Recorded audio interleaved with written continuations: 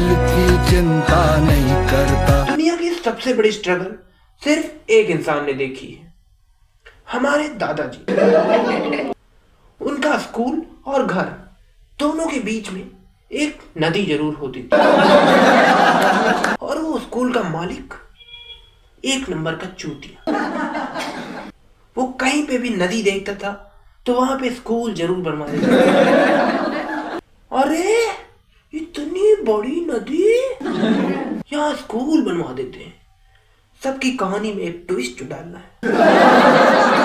और हमारे दादाजी, उनकी चुल भी कम नहीं थी। वो स्कूल 5 पैसे की मटर खा के फ्लैक्स जरूर मारते रहते थे, मगर जब नाव वालों के पैसे देने की बात आए तो उनके पास पैसे नहीं होते, इसलिए नदी वो हमेशा तैर के पार करते थे। और जब वो तैर के पार करते थे तो मैं सोच रहा हूँ कि क्या उनकी कभी पैंट नहीं गीली होती थी?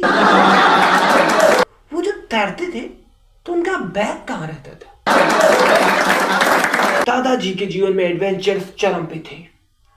उनका स्कूल ही पाताल लोक में था और जहां वो पैदल चल के जाते थे और उनके रास्ते में एक खून की नदी पड़ती थी जिसे वो तैर के पार करते थे।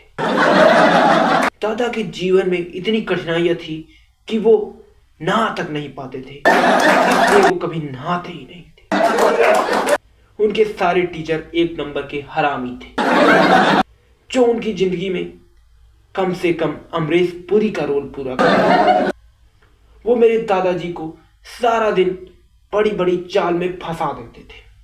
उनके पास पासे थे जो उनके इशारे पर चलते थे।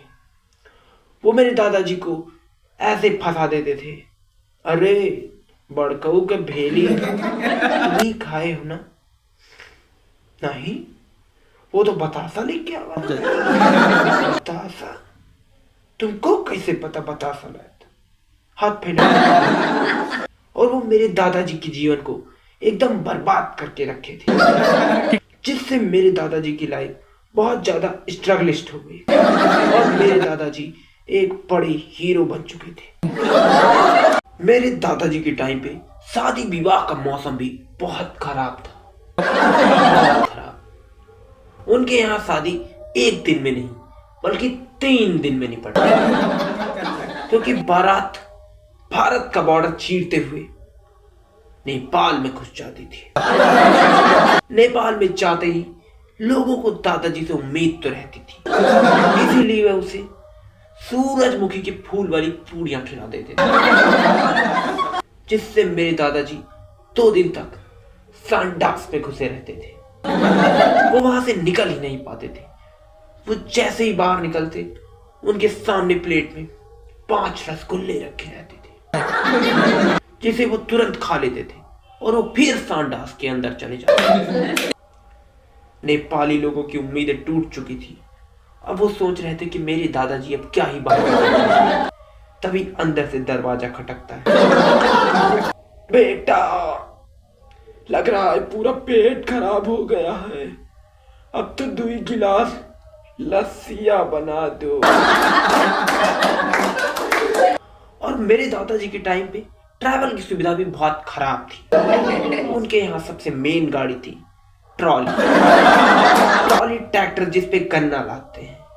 मेरे दादाजी रास्ते में देसी पाउडर का मजा लेते थे। लुकई बयार में जब मेरे दादाजी उस ट्रॉली में बैठते थे तो चारों तरफ से हवाएं उनका स्वागत करती थी। वो अपनी धूल से उनका मुंह लाल लाल कर देती थी, जिससे मेरे दादाजी और उनकी ग्लोइंग स्किन दोनों बहुत ज्यादा ही चमकने लगती थी, जिससे आसपास की औरतें उनके ऊपर पिघल जाती थी। इसीलिए मेरे दादाजी अपने जमाने के सलमान खान और शाहरुख खान बन चुके हैं।